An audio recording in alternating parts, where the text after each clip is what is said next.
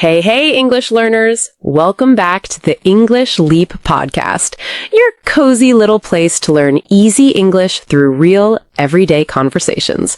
I'm Anna.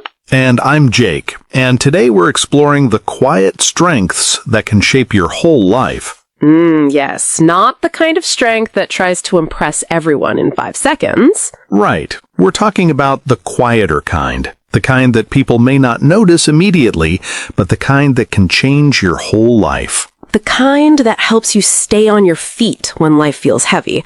The kind that helps you keep going, even when nobody claps for you. Ooh, yes.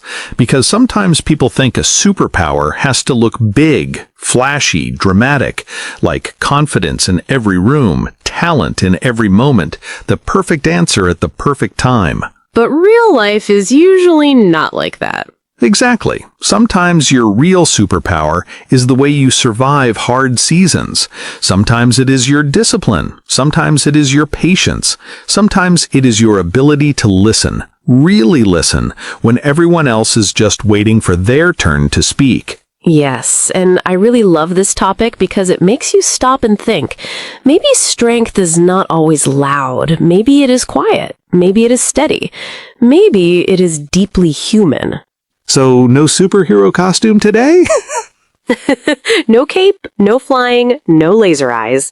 Sadly, no. Sadly, no. Just real strengths, the kind that shape your character, protect your future, and quietly make you stronger over time. And honestly, I think a lot of people already have these strengths, but they do not see them because they're looking for something more obvious. Yes, they think, oh, I'm not the smartest person, I'm not the most confident person, I'm not the most talented person.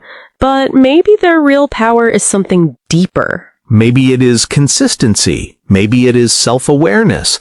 Maybe it is emotional control. Maybe it is the strength to begin again after disappointment. That one is powerful.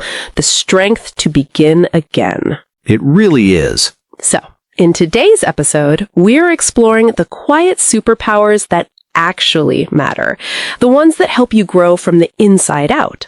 And before we go deeper, if you enjoy learning English through real conversations like this, don't forget to subscribe, like, and share this episode with someone who would enjoy it too. And this is a B2 level episode, so please relax. You do not need to understand every single word. Just listen, enjoy the conversation, and let your English grow naturally. And later in the episode, we'll have our word tour, where we go back through some useful words, idioms, and phrasal verbs from today's discussion in a simple, clear way. So stay with us for that because there are some really good ones in today's episode. And before we begin, tell us in the comments, what do you think your real superpower is? It can be something quiet. Maybe staying calm, maybe listening well, maybe being patient, maybe getting back up when life knocks you down. Yes, that last one, that's a real superpower. It really is. All right, let's begin with the first one. Sometimes the strength that changes you most begins in struggle. And that sounds strange at first, right? Because nobody wakes up and says, you know what I want today? A difficult season. No, nobody orders pain like coffee. Right. We do not want struggle. We do not romanticize it. We are not saying pain is beautiful just because it is pain. But we are saying that struggle can do something to you. It can deepen you. It can slow you down. It can teach you what really matters. Yes, sometimes struggle takes away the fake things first. The image, the ego, the need to always look fine. And then what is left? The real you. The real you. The stronger you. The more honest you. I think hard seasons can make a person more steadfast. Yes. Steadfast means strong and steady, especially during difficulty. Not perfect, not fearless, just firm. And I really love that word because it does not sound dramatic. It sounds quiet, like someone who has been tested and did not disappear. And a lot of people listening probably know that feeling. Maybe they went through disappointment, maybe they lost something, maybe life did not go the way they expected, but somehow they're still here. And that matters a lot. Because after some struggles, you do not become louder. You become deeper. You speak with more care. You judge less. You understand people more. Yes, you learn how to weather the storm. Weather the storm. That means survive a difficult time without falling apart completely. You are still shaken, maybe, but you keep going. Right. And I think that is one of the most human superpowers of all. Not shining all the time, not winning all the time, but staying with yourself through the storm. Staying with yourself. I love that. Because some struggles do not just test your strength, they test your relationship with yourself. Yes. Do you turn against yourself, or do you learn to sit with yourself, encourage yourself, carry yourself through it? And honestly, some of the kindest people I know are people who have suffered a little, not because suffering automatically makes you wise, but because it can break your illusions. It can make you softer in the right way.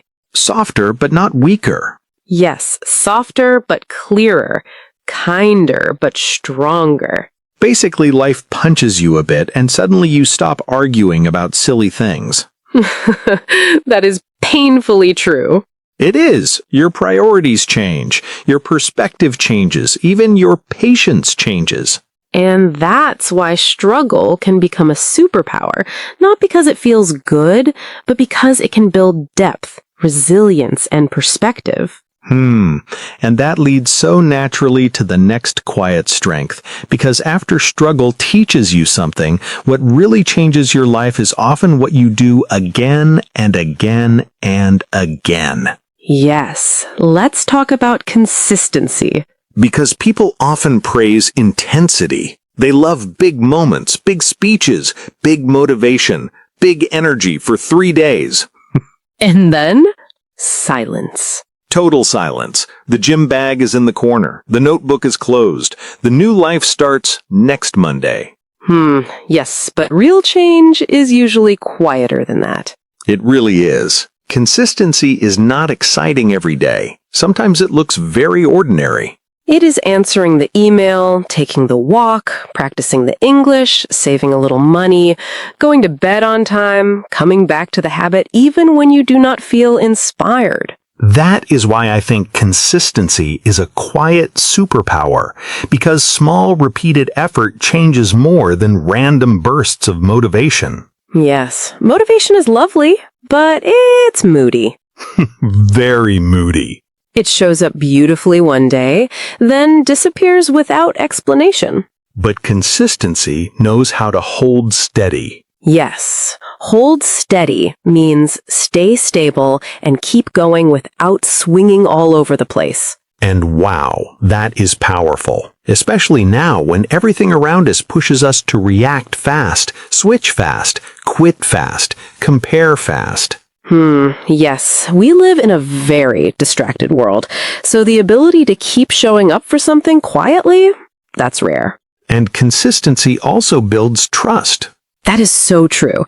You trust yourself more when you keep promises to yourself. Right, because every time you say, I'll do it, and then do it, even in a small way, your mind learns, oh, I can rely on myself. And that changes your confidence in a deeper way, not fake confidence, evidence-based confidence. Yes, not, I am amazing because I said so, more like, I have proof. I keep coming back. Exactly. And I think that matters for English learners too. People want a huge improvement in 1 week, but language grows through repetition, small contact, daily use, real patience. A little every day can take you very far. So if struggle gives you depth, consistency gives you shape. It builds something, quietly, brick by brick. And once you start building that kind of stability, you need something else to protect it. Discipline. Ooh, there it is. The word people respect and avoid. Yes, everybody likes the result of discipline. Not everybody likes the feeling of discipline. Because discipline is not always exciting. Sometimes discipline is just saying no to your current mood. And that is why discipline protects your future self. It stops your temporary emotions from making permanent damage. Yes. Discipline is what helps you do the healthy thing when the easy thing is calling your name very sweetly. Come on, scroll for 3 more hours. You can start tomorrow. We know that voice. Too well. And real discipline often looks like restraint. Yes. Restraint means controlling yourself and not doing something just because you feel like it in the moment. That is such an important idea, because people often imagine discipline as some big, heroic action. But many times, discipline is simply what you do not do. Not sending the angry message. Not buying the thing you cannot afford. Not quitting too early. Not speaking just because your ego wants the last word. That last one is a life skill. A serious one. And when things get emotional, you also need to keep your head. Yes, that means stay calm and think clearly under pressure. Because life will test you. Work stress, family stress, money stress, uncertainty, bad moods, misunderstandings. And in those moments, discipline is not just about routine, it is about mental steadiness. Right. The ability to pause before reacting can save relationships, money, time, and peace. And I think that is why discipline is love in a serious form. Whoa. Say that again. Discipline is love in a serious form. It is how you care for your future self before that future arrives. That is beautiful, because it changes the feeling of the word. Discipline is not punishment, it's protection. Protection, yes. And life becomes even more interesting when the plan changes anyway. Which it always does, because life loves surprise. It really does. And that brings us to another modern superpower, adaptability. Yes. This one matters so much now because the world changes fast. Technology changes, jobs change, people change, plans change. Even your own identity can change. Right. So the question is not, can I control everything? Because you cannot. The real question is, can I adjust without falling apart? And that is hard. Very hard sometimes. It is, but adaptable people do something powerful. They accept reality faster, not because they like every change, but because they understand that fighting reality wastes energy. Yes. They still feel disappointment. They still feel fear, but they do not stay frozen for too long. And one thing that helps a lot here is composure. Yes. Composure means a calm, controlled way of behaving, especially in a difficult moment. I love that word because adaptability is not chaos. It is not panic with a smile. It is calm adjustment. Panic with a smile is such a funny picture. Everything is fine while the room is emotionally on fire. Oh no. But seriously, composure gives you space to think. And that space helps you adapt. Because when something changes suddenly, the first reaction is often emotional. No! Why? This is unfair. I cannot do this. Yes, very human reactions. Completely human. But if you can breathe, settle, and meet the moment with composure, you can ask a better question. Okay, this is happening. Now how do I move with it? That question changes everything. It really does. Adaptability is not giving up yourself. It is updating yourself. And that matters. Updating yourself. Beautiful. And the people who adapt well are often strong in another area too. Emotional intelligence. Yes, the hidden superpower. Because people often think intelligence is just logic, facts, and fast thinking. But emotional intelligence changes your daily life in a huge way. It helps you understand what you are feeling, why you are reacting, what other people may be carrying, and what the room feels like emotionally. That kind of awareness can save conversations before they become disasters. Which is useful because some conversations are one sentence away from becoming documentaries. That is true. And emotionally intelligent people are often very intuitive. Yes, intuitive means able to understand something quickly, almost naturally, without needing every detail explained. So maybe nobody says, "I'm upset," but you can feel it. You can hear it in the silence, in the tone, in the face, in the pause. Yes, you pick up on those signals. Exactly.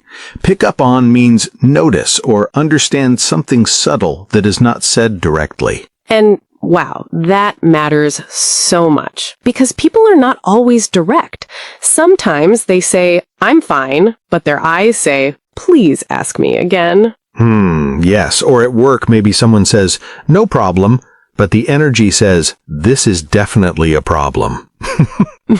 Very true. Emotional intelligence also helps you manage yourself, not just read others. Yes, you notice, "I am tired, so I am reacting more sharply," or "I am hurt, so I am becoming defensive."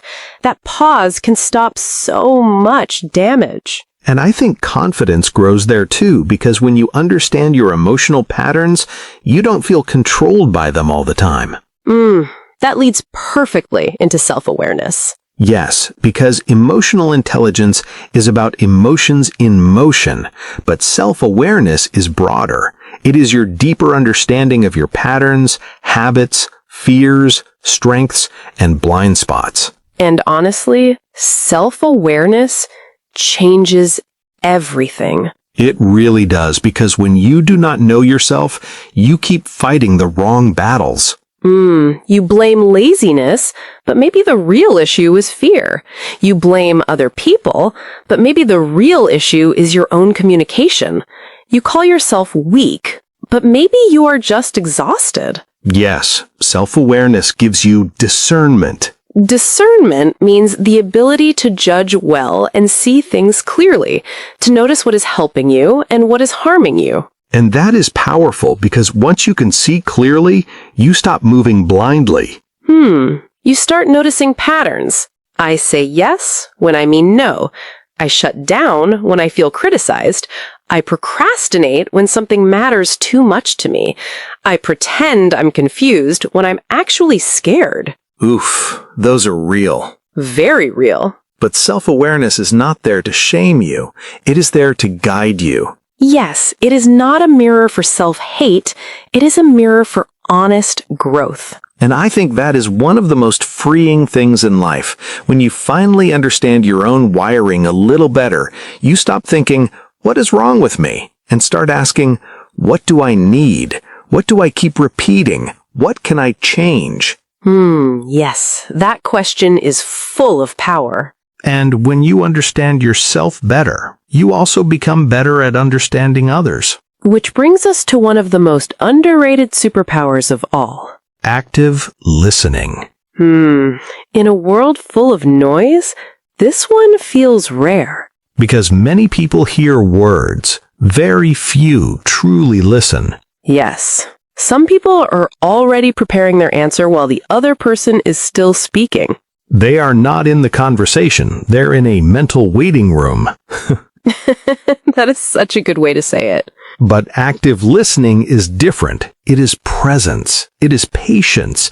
It is curiosity. It is respect. And it is emotional intelligence in action, really.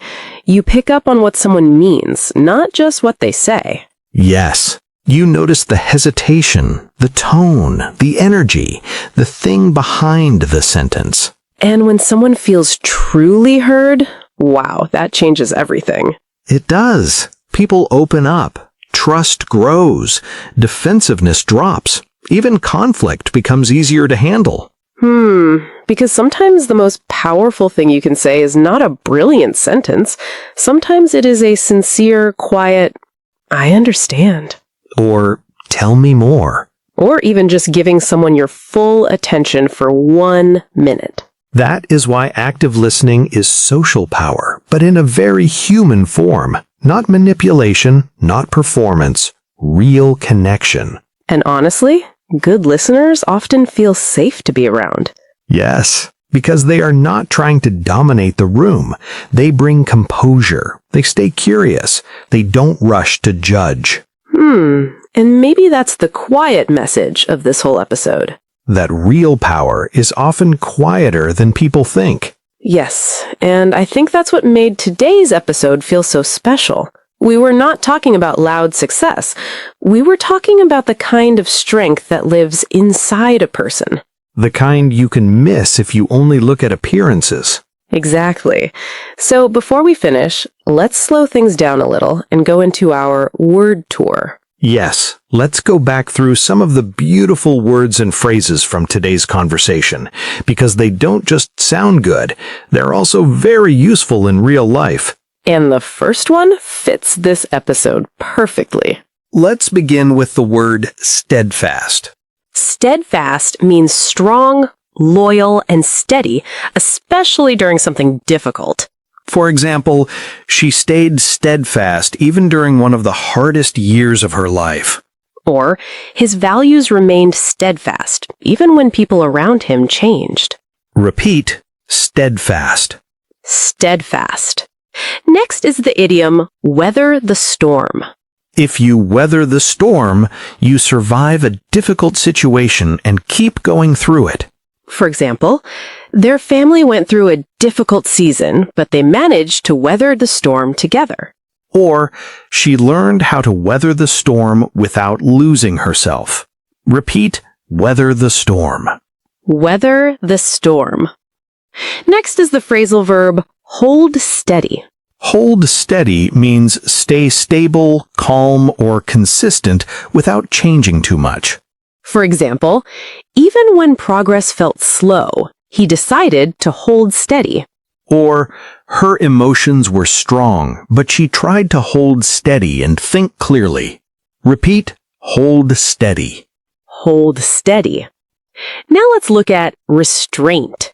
Restraint means self-control. It is the ability to stop yourself from saying or doing something impulsive. For example, it took real restraint not to reply in anger. Or, good discipline often looks like quiet restraint. Repeat, restraint. Restraint. Next is the idiom, keep your head. If you keep your head, you stay calm and think clearly in a stressful situation. For example, everyone else panicked, but she kept her head. Or, it is easier to solve problems when you keep your head.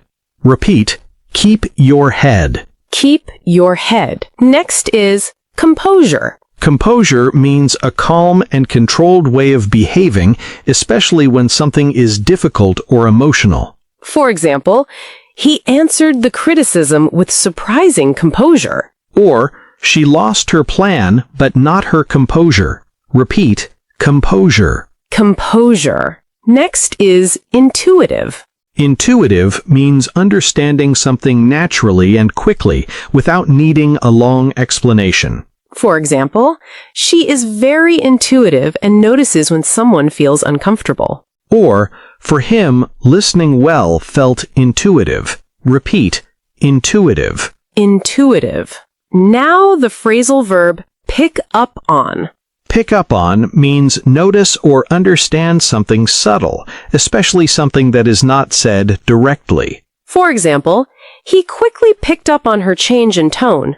Or, good listeners pick up on small emotional signals. Repeat, pick up on. Pick up on. And our last word is discernment. Discernment means the ability to judge well and clearly understand what is right, useful, or true. For example, self-awareness gave her more discernment in relationships. Or, with time, he developed the discernment to know what deserved his energy. Repeat, discernment. Discernment. Ah, those were some amazing words we explored today. They really were. And maybe that is the heart of today's episode. Real strength is often quieter than people think. Yes. So take a moment and ask yourself, what quiet strength has been carrying you lately? And if this episode spoke to you, don't forget to subscribe, like, and share it with someone who might need it too. Take care of your English. And take care of your heart. This is Anna. And this is Jake. And you've been listening to the English Leap podcast. Bye!